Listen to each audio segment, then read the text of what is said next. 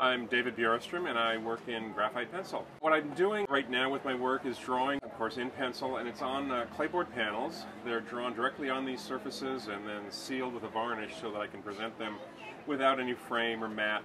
It gives it a very contemporary feel, I think, that way.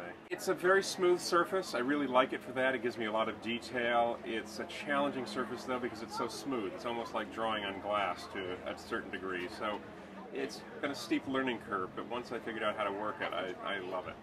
It's great. In most cases, I work from just my own imagination. I am making them up as I draw them. The zebra here is actually based on several photographs I'd taken in some travels in Africa a few years ago, so that's one of the rare exceptions where I did use a photograph as a basis for it. It starts out as a very faint line drawing, which gives me the road map to work with. Once I have that done on the panel, then I can go back in and actually do the finish work. And unlike what a drawing teacher would tell you to do, I really kind of start in an area and finish it as I go. The zebra, I started with the eyes.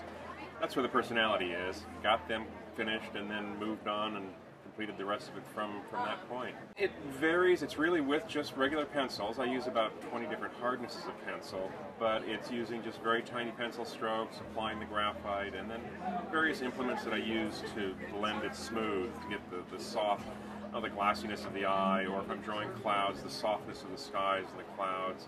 Sometimes with the fur on the animals, I want just the lines to show up. So it varies from piece to piece and subject to subject. I like the idea that they think it's a photograph, but I always like to explain that I think it's better than what a photograph would be, because I'm able to add things and subtract things, and essentially what I do is add an emotion to the artwork that a photograph doesn't have. Photographs can sometimes be just really cold, and that's the subject and that's it. I can add more to it, and if I can get an emotional response from the viewer, better yet. It creates a memory of something they want to do, someplace they've been.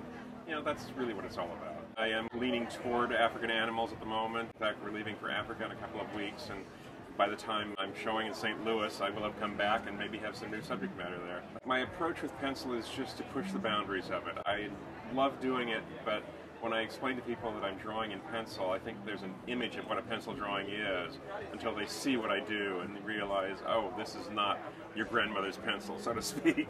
It takes it in a whole new direction, and I keep trying to push the boundaries of the medium, and that's what I really want to get across.